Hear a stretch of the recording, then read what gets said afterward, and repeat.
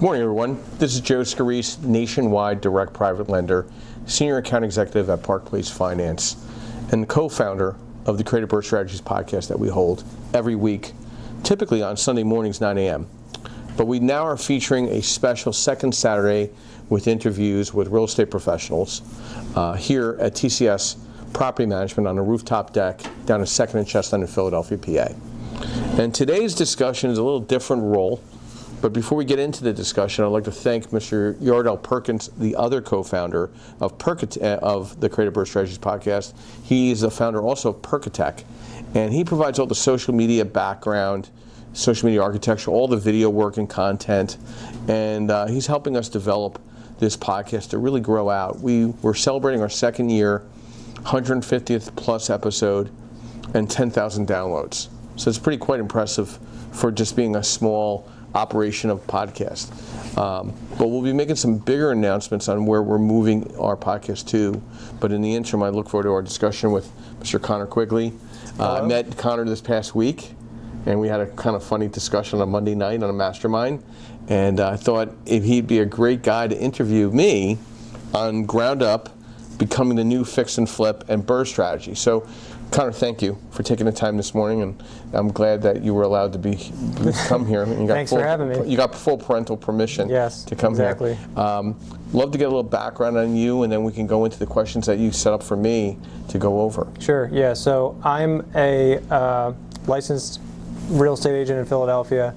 Been here since about 2011, and I spent 7 to 8 years as a contractor in the area, and I've had my real estate license that whole time.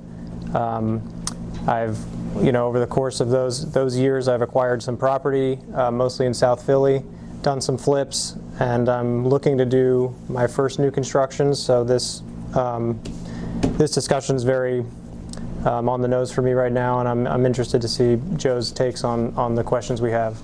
Yeah, I mean, Philadelphia remains one of the most active infill development markets on the East Coast, particularly in neighborhoods where aging housing stock meets strong rental and resale demand. I mean, we had a discussion before we went on the film. Philadelphia, like a lot of urban cities, are having a little struggle with development. You have an influx of heavy rentals being brought to the market because they couldn't really sell them as condos or townhomes, and they turned them around in rentals. And the housing authorities now becoming a property owner, so they're grabbing a lot of the vouchers where there's days on the market in rentals, and there's higher days on the market on inventory. Pricing has dropped about anywhere between 8 and 12% right now. It's leveling off. Yep. So I know we put some questions together for me to hopefully facilitate some of the things that you need to know. Sure. Whether it's Philadelphia or the greater Philadelphia area or just Pennsylvania as a whole, if that's a fair assessment. And we do have some live attendees here time to time for the podcast, so I appreciate your time taking here to be here this morning. So we'd love to hit me with the first question. Yeah, so our first question is, why are more Philadelphia investors shifting from heavy rehabs to ground-up construction in 2026? Well, as you know, when you go look at some listings, right, you're seeing that they've been gutted down to the studs and then they're up for sale because obviously somebody miscalculated, right?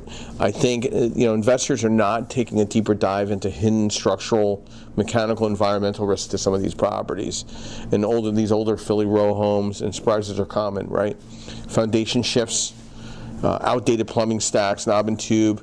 Ground up kind of eliminates a lot of that legacy risk. You control the designs, the materials, the layout efficiency, ceiling heights, energy performance. I think 26 is predictably an outperforming speculation, but I think you're still going to see new construction. It's just going to be definitely one-offs. I think you got to be you got to buy the land correctly. I think also the smarter borrower is buying the land, getting it shovel ready and permit ready first before they start. Because if they have that in hand, I think that's going to be a much better approach to a lender today than, hey, I want you to help me buy the land, and then I want to go get the permits and do it. That's just not how it's going to work, especially in Philadelphia right now, because we have a lot of inventory. So you got to be very prepared to present something more so if you're going to present the ground-up construction. Okay, so you're saying if you were going to do ground-up construction, you think that you have to have the capital to buy the land, do the permits, and then go to a lender for construction and then permanent loans? I think it's going to be a lot easier. I think because you're at the 40-yard line in your favor. You know what I mean? Like you could kick a field goal. You know what I mean? So I think the lender, knowing that this would be your first new construction, right? You're a licensed contractor, so that gets me a little comfortable. But how many new construction have you completed in the last 3 years? Right. And that's going to be the biggest question of new construction, right? How many new construction projects have you completed? So if you're at zero, and that's fine, we just got to be modest. Zero. That's fine. So you have to hire a GC that has that 3 new construction projects that I have to vet, then get comfortable with that, and get comfortable with the ground-up construction scope of work, get comfortable with the architectural designs to match up. Is there contingencies involved? But you being a GC, I think it's to the advantage because you can foresee some of these things that would come up, even though you've not done new construction yourself. Yeah, I think new construction does, like you said, eliminates a lot of the risk that's in older homes. I mean, I walk through some properties, I walk through them all the time, and like the list prices that I see and the damage I see to these homes, I walk out of these properties thinking, whoever buys this at this price is going to lose their shirt. You know, because I can see those problems when I go in. You know, I know what to look for, and you know, to me, new construction it's much cleaner. You know what you're getting, and you know, like you said, I can go out and hire a builder who's done 500 homes very predictably, and you know, I can take the risk of what I don't know about new construction out by hiring that part out.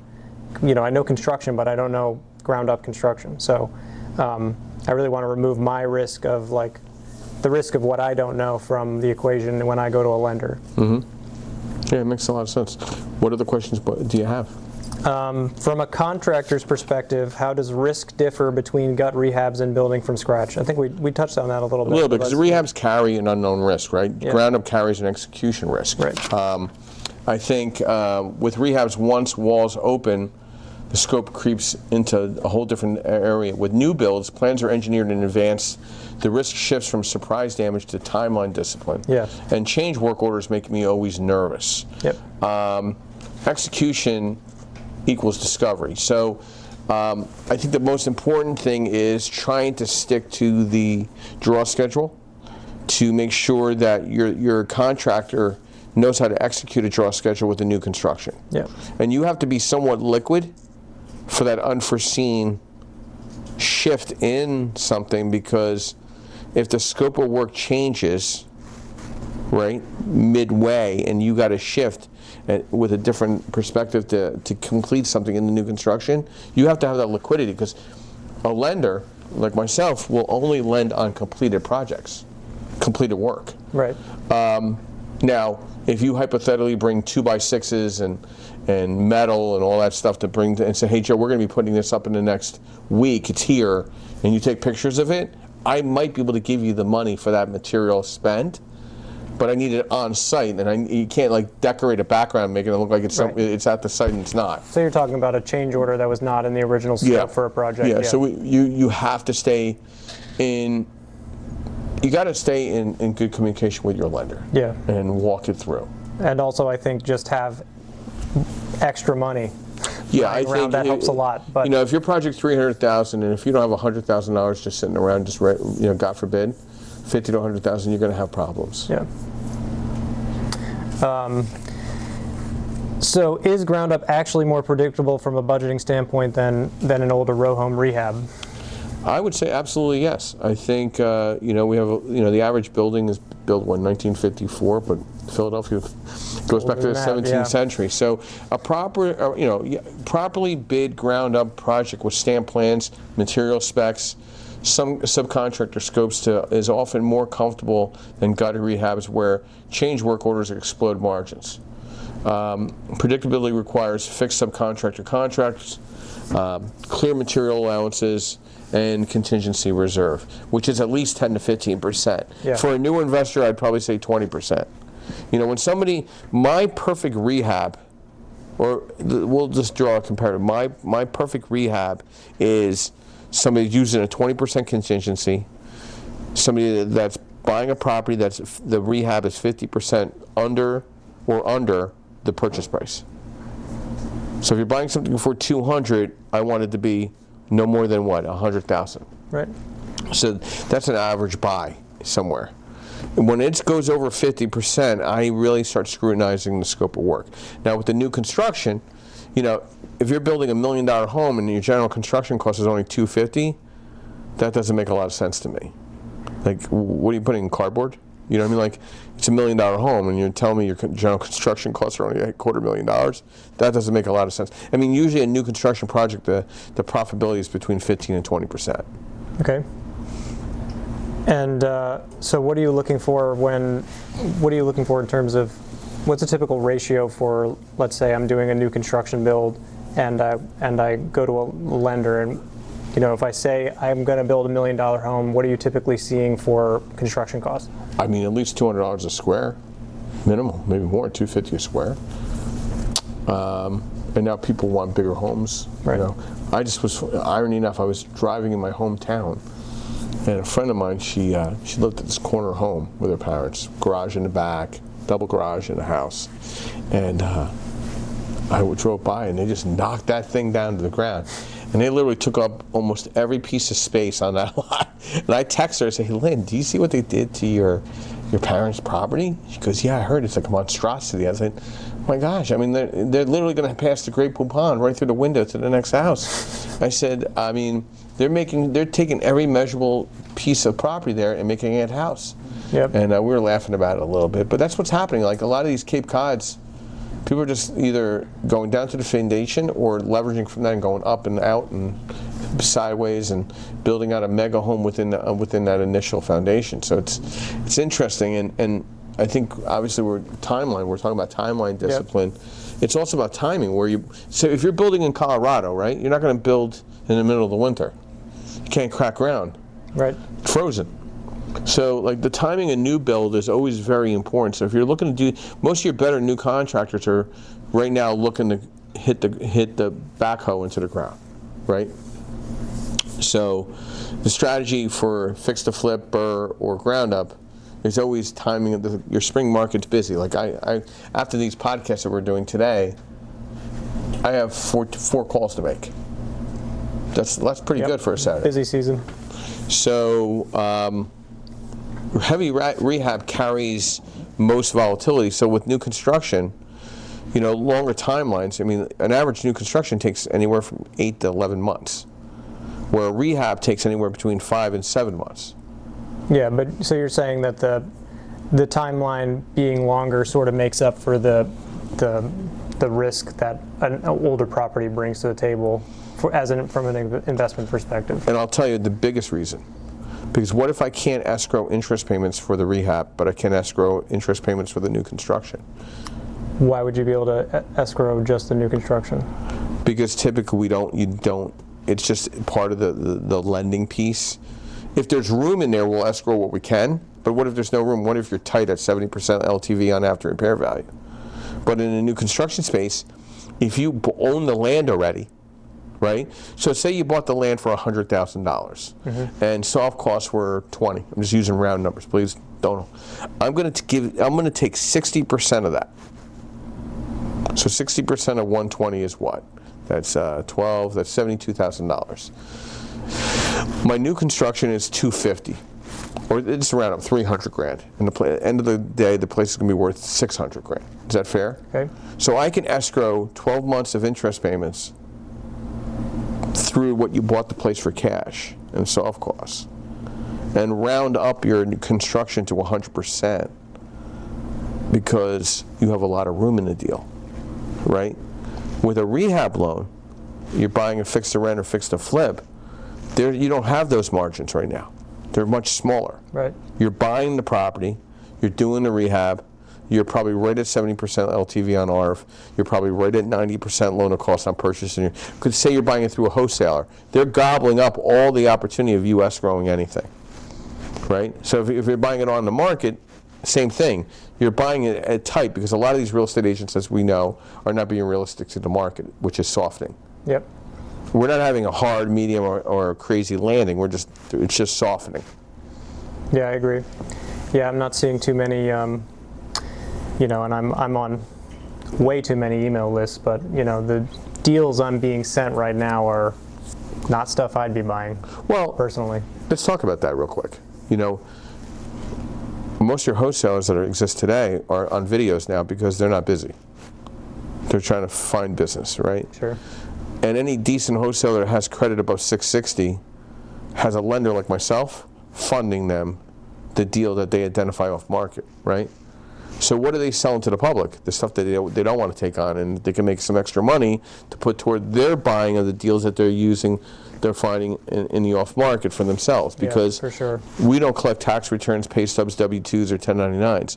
We look at bank statements, the deal, and the appraisal, and the client, and their experience in the last 3 years. Same thing with the new construction as well. We're asking, hey, what have you done lately? Right. Not what you did 10 years ago. I built 100 homes. Okay, when? 2001. I'm like, that's a whole different timeline. You see where I'm going with that? Yep. So you got to control people's ego. Stay calm when they're telling you the big story. Get back to what have you done in 3 years. And it's a humbling experience for a lot of people. Sure. Do we think that ground up provides stronger retail and rental exit options compared to traditional flips? And I think this answer probably depends a lot on the area, and because my experience in Philly, like if you're looking for the strongest rental areas, you're not going to be doing a lot of ground up there because those areas are completely filled out. So but I do think in an area like that has a lot of infill, that's definitely a valid question, and the answer is probably yes. I would agree, and I would agree it depends what city you're in. Sure. So I'm a study of a lot of urban cities, and Midwest Sunbelt market is still very good to build out. There's plenty of land. You're not in a rural area either. You're building in the suburb and or the urban settings. What I am seeing that developers are doing, they're building lots to make them two-family houses. So ultimately, if they have to hold it, they're making money. Right. Once it's stabilized, if they don't sell the property to a home buyer or an investor that wants to buy. There's a lot of investors who want to buy turnkey. What investor wouldn't want to buy a turnkey new construction with a warranty on it? If it's making you money, I think everyone wants it. Well, there's a lot of professions out there that they don't have the time to get dirty. Do you think a doctor has time to do heart surgery or buy turnkey new construction? Right. And let somebody manage it out for them. And they put 30 or 40% down, it's great. But if the contractor can't sell the property, they're at least leaving themselves open to the possibility of refinancing it, holding it for a couple of years, till maybe the market rebounds or whatever for a sale. Right. And get a 30-year mortgage, maybe in a 10-year interest only with a 30-year amortization. So I think new construction commands premium rent. I think it has a lower maintenance in the first 3 to 5 years, and I think it appeals to retail buyers seeking warranty and modern layouts, and it also attracts institutional rental buyers. Yep, absolutely. And I think, the big bag hedge funds, if they're buying anything, they're buying land to build out townhome communities. They're not buying the single-family home down the block here. That's not enough meat on the bone for them. But when they could build out 40 townhomes and hold them to rent for people, that's money. I'll give you an example. If you've been to Fort Lauderdale in the last 5 years, on the other side of the Hard Rock Cafe Casino was kind of the tougher area of Fort Lauderdale. That area now has all brand new apartment buildings all over the place. Beautiful. You would never know that was one of the worst areas of Fort Lauderdale. Now, do you think an individual owns that or a hedge fund owns that? I would be impressed if it was an individual. Correct. So, yeah, I think the build-to-rent trend is here, present. I think it's a little more respected now than ever before. It's not like I got to sell the property right away. Your home buying experience is not as motivated in that demographic of 25 to 40-year-old. They rather rent as long as they can, or stay home with family as long as they can till their parents change the locks. Right. You know what I mean? So you're seeing an increase in purpose-built rentals versus renovating older housing. Yeah, I absolutely. I think tenants are increasingly, they're looking for the value of energy efficiency, open layouts, in-unit laundry, lower cost utility costs. New builds outperform outdated layouts and rent stability. Okay. Yep. I'll give an example. Yordell, who is a colleague of mine, lives in a multi-family apartment building. I walk in there, I lose 10 pounds because the heat is at 110 degrees because it's not controlled by him. It's controlled by the building. I don't have to go to the sauna that day. Yeah. Oh wow. Right. He has to open up all the windows because I can't breathe. Right. So, in a more controlled environment, I like more of a 65, you know what I mean? Like 63, keeping it real, And I'm like, oh man, how the hell do you breathe in this thing? But he's not paying the heat anyway, so it doesn't matter. You know what I mean? So I wouldn't feel comfortable in that type of setting. Right. And like using Philadelphia as an example, the apartment buildings units right now, you control the heat, you control it. It's like your place, For sure. And the rents are cheap right now, so it's almost desensitizing somebody to go buy a home themselves. Yeah, I think a lot of people, especially in my generation, who can't afford it, first of all, but then also just don't want to deal with all of especially in the Philadelphia market, where your first-time home buyer is looking at a house that has a lot of problems. They're not buying the $1.2 million new constructions. Your first house is going to have a lot of problems. It's going to have windows that are leaky, you're going to have rooms that are cold, so I think a lot of people would strongly prefer, a unit that has modern amenities, modern mechanicals, and all that. Yeah. So we're going to go on to capital stack, right? Yep.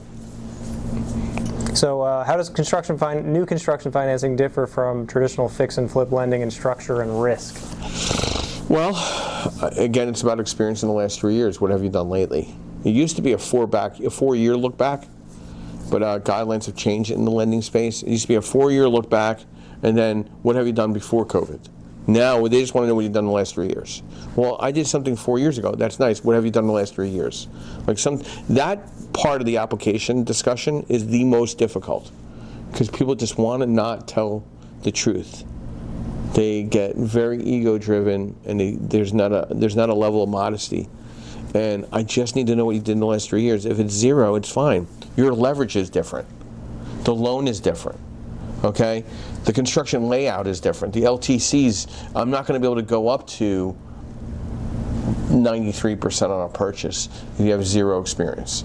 I'm going to be somewhere between 80 and 85% because the odds of you failing are higher. Yeah, of course. We see a lot of failed projects in Philadelphia. They're on the market, yeah. Right? You need also have to understand draw-based disbursements. Like we're very lucky in our construction space. New construction, we do require a physical appraisal, but on the fixed to rent, fixed to flip, we allow a AI appraisal, where you take all the pictures and we run our comps and we go from there, and then all the disbursements are AI generated through your phone. So at the end of the day, you can get your money within 24 to 48 hours. But I've heard nightmares with disbursements. So if you're not accustomed to that and your contractor's not accustomed to it, you could have a problem. What you said, you require physical appraisals on new construction. At what point? Initially. Just at the land? Yeah, well, they want to come out and take a look. They do a physical appraisal to see what the scope of work. They go to see the property, they take some pictures of the area, a physical appraiser. Yeah. Now, I know a lot of these appraisers are doing it, so I have a comfortable court in having those discussions. But from the rehab perspective, all of it's AI now. You could request a in-person appraisal, but why?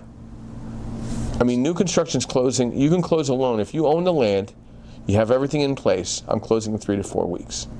Say 4 weeks. Okay. That's 30 days. On a rehab loan, meaning a fixed to rent, fixed to flip, that's called RTL. The other is called GUC, ground up construction. I'm closing in 10 days because I'm doing AI appraisal, AI draws, everything's quick. We're chasing you down to close, not the other way around. Is that a fair assessment? Yeah. And And again, if there's not enough room in it, we can't escrow interest-only payments on the fixed-to-rent, fixed-to-flip traditionally. If there is room, we can. If there's 3 months of room in there, we'll do it. Of course we will. But on the new construction, if you own the land already, I'm telling you, we're escrowing 12 months. So you don't go into this mortgage shock, right? It's inspection-based funding. It's what have you done and completed. Risk is controlled through draw inspections and budget line item review and contingency planning. Right. So you're always having a conversation with your lender, whoever that is, whether it's me or the next person. So I hope that, and structure beats rate all the time. For new construction, rates are somewhere between high single digit, low double digit. New fixed to rent, fixed to flip starts in single digit to low double digit. It's all around the same. But who's getting the deal done quickly and giving you the best leverage for the best circumstance is the question of the day. Yep. Are new construction comps cleaner and easier to defend than heavily renovated properties? They're more uniform, okay? They're a lot more consistency there because you're getting the premium price of values on what the appraisal should look like. You know, with comps on fixed to rent, fixed to flip, it's more of an opinion. You know, hey, I put a half bath in here, I should get that picked up, and the square footage. Here, the new construction square footage is 1,800 square feet, granite countertops, you know, 2-bedroom, 3-bedroom, 2-bath. It's very hard to kind of work around, and it's easier to bracket, right? Yep. So rehab Rs depend heavily on quality, execution, and subjective adjustments. Sure. Where new construction is pretty straightforward. Yeah, yeah. I've found that. Well, I mean, you know, everything in our discussion depends on the area, but especially in Philadelphia, when I've been looking at, you know, I'm looking at buying property to do new constructions, and what I'm finding is that in the areas that I want to build in, there just aren't any new construction comps. Yeah. So I'm looking at land, and maybe there's one comp in the area, and it's 500 or 600 days old. So I'm wondering, you know, what do I take to a lender here? I have one comp. That's really not much to stand on. When, you know, if I do a rehab in Philadelphia, there's an almost unlimited number of similar houses. I think you got to be disciplined. You got to have a good GC with verified projects completed. I think understanding your market and being humble to what the value will be and buying it correctly. And I would buy the land outright and get all the third party done, which is not a lot. It's not a lot of money in the sense of the construction piece. But we're giving you the money back. We're giving you 60% of that back. So you're not going to be stuck with that. That's going to get allocated into the deal one way or another. Right. I think your permitting and zoning needs to be all intact. You need to have a good relationship with your neighborhood association, whether it's Philly or another urban setting. Yep. I think understanding and having neighborhood relations. You know, you piss off a couple neighbors, your deal is going to go. You're going to have a lot of problems. Yep. I agree with that. So understanding neighborhood relations, understanding zoning and permitting, working with a licensed expediter, a good attorney in the market is going to be very smart. I think parking is a premium. If you can pull off getting a parking spot or garage. Yeah, I actually just on that note, like you know, in some areas I'm looking at, there won't be enough new construction comps that have garages and don't have garages for me to actually discern how much a garage is worth in that area.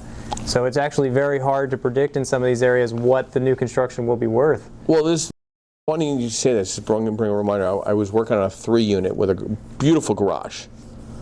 The appraiser only gave the garage $20,000 or $25,000 in value. To rebuild that same garage, because they built it, these guys, would cost $100,000. So, like, what are you doing here? Like, why can't you give that value to that garage when the replacement is way more than what you're giving?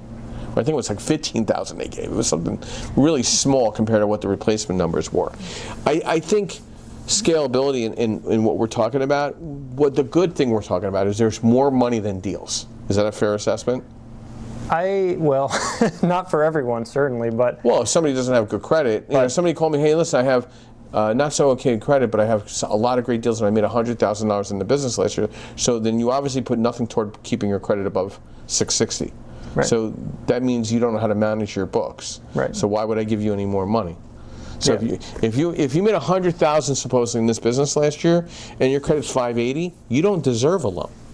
No, yeah, Is that a fair? agree with that. I hope that's a fair assessment. I don't think I'm being unfair. That means you don't know how to manage anything, and I'm going to be part of your problems. right. Right? So scalability in new construction, you got to identify that very next deal almost immediately while you're building and you're midway on the current one, because you're creating your comps in the neighborhood. Yeah. So if you could pull off getting the first one approved, right? The objective would be to find the next great little piece of property within a mile or 2 mile radius. Sure. Yeah, I think everyone has designs on that scalability, but it sounds a lot easier than it is. So what if I'm looking for a builder, what should I be looking for? What's a disciplined ground up builder look like from a lender's perspective? What are you looking for in the builder that I could be hiring? Transparency. Okay. Resume. Willing to provide their resume. Somebody that cannot provide you 3 new builds in the last 3 years, that means they only have to do new build a year with their GC license. I would not consider a person who's building But you know how hard it is to get that resume from that GC? I don't. Well, you're going to find out real soon. Because reputation, we check the license, we do a background check on the license, make sure there's no moving parts. And I think at the end of the day, if they can't provide that, why would I feel comfortable doing that project with you? Yeah. That is the biggest caveat in the new construction space, if you don't have the experience. If you have the experience, well, this is also another, let's spin this a little differently. Why don't you just partner the first 2 times with somebody that has that experience? If they've done 1 to 3 builds in the last 3 years. You're talking about the builder or no, it could be the investor as well. Yeah. I mean, if you see an investor completing a project, hey, do you need a capital partner on your next deal? Can I take 30% of the ownership? Now I'm in the green room. Right. Right? Or you found a GC, you go to the physical sites and you meet the GC. Yeah. And you grab a cup of coffee with him or her and say, listen, I need your experience on my resume. Right. I'll give you 19% ownership on these projects, but I need your license and your resume to get the deals completed. How's that sound? Yeah. Now you're making him part of the deal, or him or her part of the deal. Right. That's absolutely part of my process of trying to find a builder that I had confidence bidding projects. I mean, bidding these new construction projects was I'm going to meet them, I'm going to their sites, I'm looking at their sites, I'm looking at their subcontractors. Are their sites a mess? Are they getting violations on these properties? This is all, well, not all of it, but you can look up the permits, you can look up the public records, you can look up all the mistakes they've made, how many constructions they've done. So, Listen, I walk right up to sites down at the shoreline. I walk right into sites with my boots, and I hand out my flyers and cards, and I like immaculate play. I'm not going to break my leg walking in and say hi or hello, so I get it. Yeah, it's important. How critical is understanding Philadelphia's zoning and permitting before buying a vacant lot?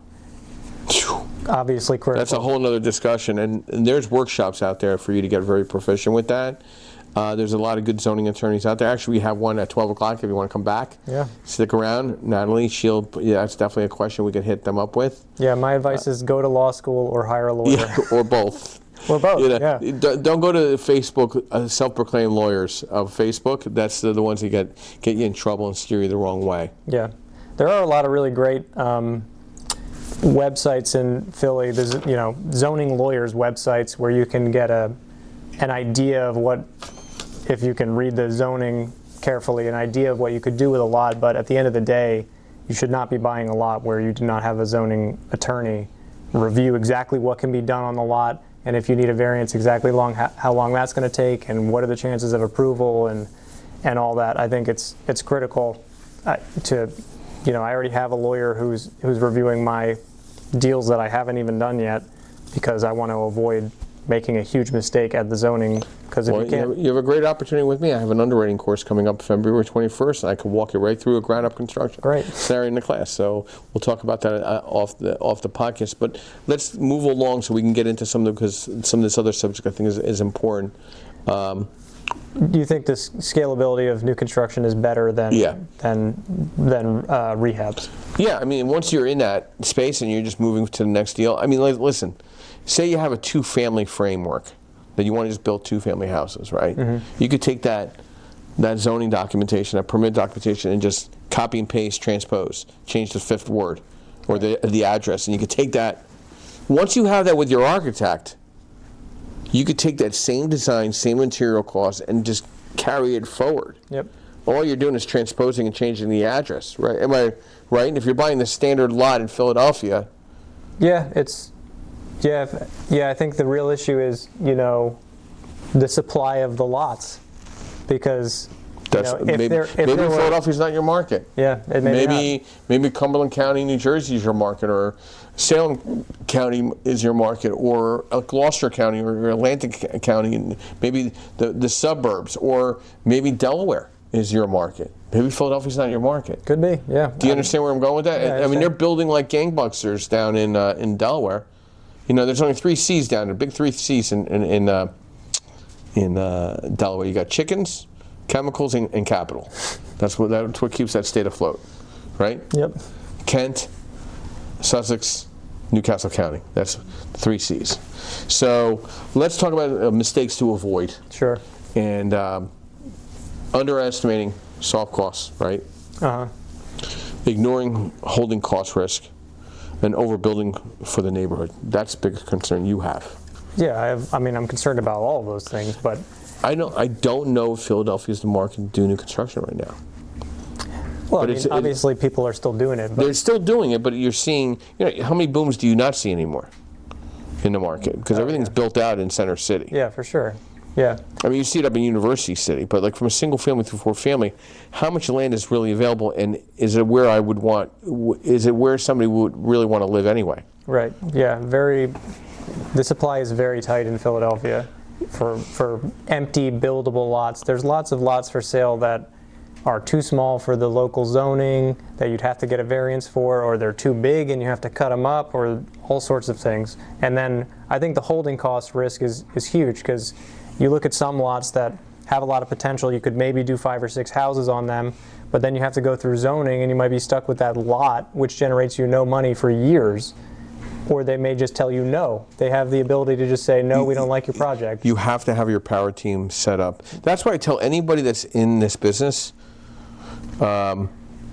so anybody in this business, you definitely want to have a good power team and go to some zoning meetings to see who's winning and losing. Yeah. But we're going to move this along a little because we ran behind a little bit. So let's get some final takeaway. Choosing between heavy rehab or ground up, right? Yeah, I think it always depends on the deal, but there's tons of advantages to ground up, and it's a lot cleaner in a lot of ways, and it's really about if you're an investor and you have money to do either one, you're really just trying to pick what risk and what problems you're going to have, because either way you go, you're going to have risk and problems. And you got to lean on your own experience, and take that all into consideration when you're picking your next projects. So I think 2026 rewards disciplined operators. Obviously, I think that's what we got from this discussion.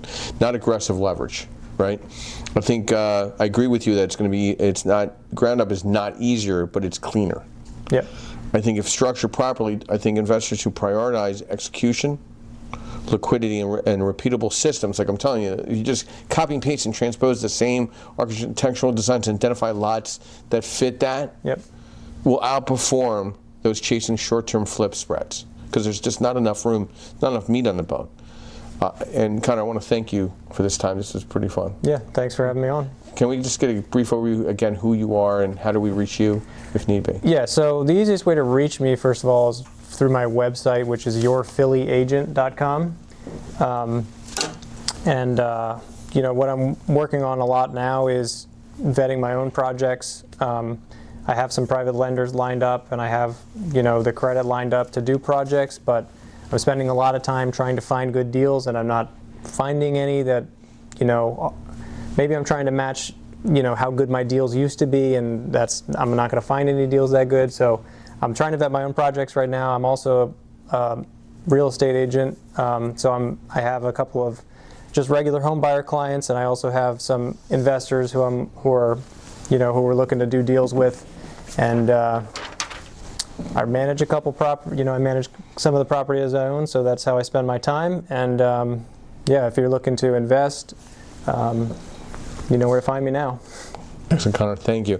This is Joe Scorese, Nationwide Direct Private Lender, Senior Account Executive at Park Place Finance. Part 1 of 3 podcasts coming live to you this morning. So I want to thank Connor for volunteering me, dragging him in at the same time to be my co-host this morning. But we'll be back in just a little bit with Nancy O'Brien of Jumpstart Lehigh Valley. And thank you.